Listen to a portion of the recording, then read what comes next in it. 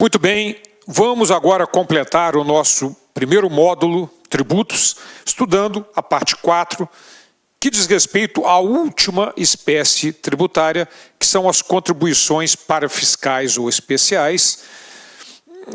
Já vimos o que é uma taxa, já vimos o que é uma contribuição de melhoria, um imposto, os empréstimos compulsórios, e vamos estudar agora as nossas contribuições parafiscais ou especiais. Observem que, assim como no texto ao qual nós nos referimos aos empréstimos compulsórios, nós só colocamos dispositivos constitucionais porque o CTN não cita nada a respeito dos empréstimos compulsórios. E assim ocorre no caso das contribuições parafiscais ou especiais. Os artigos são 149, 149A e 195 da Constituição Federal. Então, por este mesmo motivo, como foi no caso dos empréstimos compulsórios, o CTN não é citado porque não há dispositivo no CTN a respeito dessas duas espécies tributárias. Muito bem, então vamos ver o que determina a nossa Constituição com relação às contribuições parafiscais ou especiais. Artigo 149 da Constituição.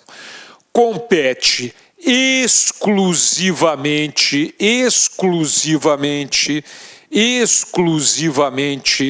à União, instituir, e aí vem as contribuições. Contribuições sociais, o primeiro tipo, de intervenção no domínio econômico, o segundo tipo, e do interesse das categorias profissionais ou econômicas como instrumento de sua atuação nas respectivas áreas, etc. Então, observe que são três tipos de contribuições parafiscais ou especiais. Sociais, de intervenção no domínio econômico, chamada CID, e de interesse de categorias profissionais ou econômicas, chamadas contribuições corporativas, enfim. Sociais, de intervenção no domínio econômico, as CID, e do interesse de categorias profissionais ou econômicas, que são as contribuições corporativas. Muito bem. A Constituição determina ainda, no artigo 149, que terão que ser observados alguns princípios, etc., que nós vamos estudar todos eles, não se preocupem em identificá-los agora, eu vou falar daqui a pouquinho sobre todos eles. E o artigo 149A traz uma contribuição que não é de competência da União, é de competência do município e do Distrito Federal. Dos municípios e do Distrito Federal. O que aconteceu foi o seguinte: quando nós estudamos taxa, nós vimos que para que o fato gerador, ou seja, o serviço, seja fato gerador de taxa, tem que ser específico e divisível. E vimos que o Supremo Tribunal Federal, já com súmula vinculante, determina que o serviço de iluminação pública não pode ser custeado por taxa. Por quê? Porque, embora seja específico, eu sei por qual atividade eu estou pagando, ele não é divisível, porque não há como mensurar a utilização de cada contribuinte no caso do serviço de iluminação pública, e proibiu a cobrança dessa taxa. E aí os prefeitos se reuniram desesperados, foram ao Supremo e disseram: vocês precisam mudar essa aí, porque não está dando, nós precisamos desse dinheiro. E aí os ministros: não, olha, não tem jeito, já sumulamos, não vamos mudar. E aí um deles teve uma ideia fantástica. Eu não vou aqui citar o nome, mas teve uma ideia fantástica.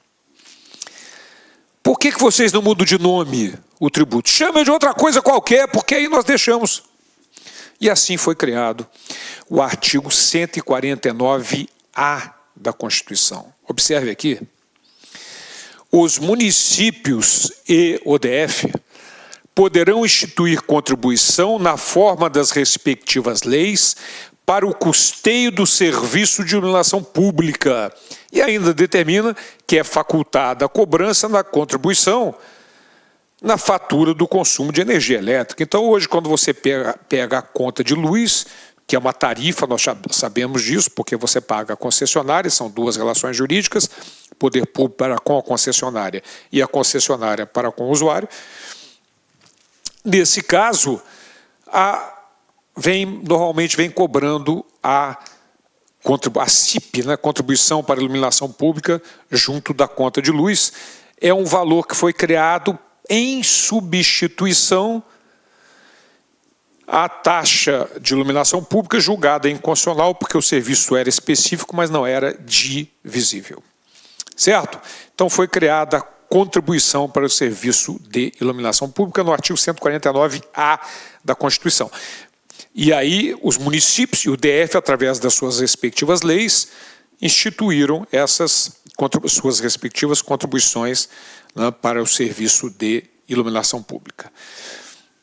Então, nós temos, basicamente, contribuições de competência da União. Quais são as da União? Sociais, de intervenção do domínio econômico e do interesse de categorias profissionais ou econômicas, que vamos estudá-las. E esta, de competência do município e do Distrito Federal, que é para o serviço de iluminação pública. Ok? Então, minha gente, vamos lá ver um resumo disso. Contribuições para fiscais ou especiais de competência exclusiva da União, artigo 149, e de competência dos municípios e do DF, artigo 149-A, que é a contribuição para o serviço de iluminação pública. Certo? Muito bem. Já as contribuições da União, voltando aqui, aquelas previstas no artigo 149, e eu chamo a atenção aqui, voltando para o artigo 149, compete exclusivamente à União instituir contribuições sociais de intervenção do domínio econômico e do interesse de categorias profissionais ou econômicas. Então, adiantando, são as contribuições sociais, o primeiro tipo, essas de competência da União, do artigo 149. Sociais gerais, FGTS, salário e educação, e para a Seguridade Social. Estas contribuições para a Seguridade Social, nós vamos ter que dar uma atenção muitíssimo especial para elas. Vamos dedicar uma boa parte dessa parte final do módulo tributo para as contribuições para a Seguridade Social, estudando o artigo 195 da Constituição Federal. Então, contribuições para a Seguridade Social. E depois temos as contribuições de intervenção do domínio econômico, a CID, e as contribuições de interesse de categorias profissionais ou econômicas, chamadas corporativas. Muito bem. Mas antes de estudarmos o grande barato que são as contribuições para a Seguridade Social, que vai exigir mais, nós vamos conversar sobre essas duas, de intervenção no domínio econômico e do interesse de categorias profissionais ou econômicas. Muito bem. O que são contribuições de interesse de categorias profissionais ou econômicas? São contribuições, por exemplo, CREA, Conselho Regional de Engenharia, Arquitetura e Agronomia, contribuições para o CRM, Conselho Regional de Medicina, CRO, etc. São contribuições de interesse de categorias profissionais ou econômicas. Muito cuidado, porque nós hoje convivemos... Olá, meus amigos, minhas amigas, sou o professor Luiz Antônio de Carvalho e com muito prazer, muita satisfação, estou aqui para convidar vocês a conhecer o nosso curso completaço, atualizado, ponto a ponto do edital para a Secretaria de Fazenda do Estado de Goiás, auditor fiscal da Receita Estadual. Nós, eu, professor Luiz, juntamente com o professor André Fantoni, que é o coordenador desse curso, nós montamos um curso super competitivo, um curso que eu tenho certeza que vai fazer a diferença na sua aprovação. Só com professores top de linha, como você acabou de assistir essa videoaula nossa aí, demonstrativa, essa aula demonstrativa no YouTube. Meus amigos, minhas amigas, essa é apenas 30% de uma aula, tá? A aula tem muito mais coisa, o nosso curso é muito mais completo, nós colocamos aí apenas 40 horas, 45 horas no YouTube. Esse curso tem quase 450 horas. Ah, professor, é bastante coisa? Sim, claro. Legislação específica, direito tributário, contabilidade geral, auditoria, contabilidade avançada, ou seja, e mais todas as outras disciplinas que sempre são cobradas aí em concursos de carreira fiscal. Ó, olha só, quero dar um recado. Nós aqui da Lá Concursos, a partir de 2018, nós iremos atender todos os concursos de carreira fiscal no Brasil. Tá certo? Quer saber mais informações? Envie um WhatsApp para a gente ou acesse nosso site laconcurso.com.br, que nós estaremos aqui prontos para te atender. Um forte abraço, fique com Deus. Tchau, tchau. Clique lá.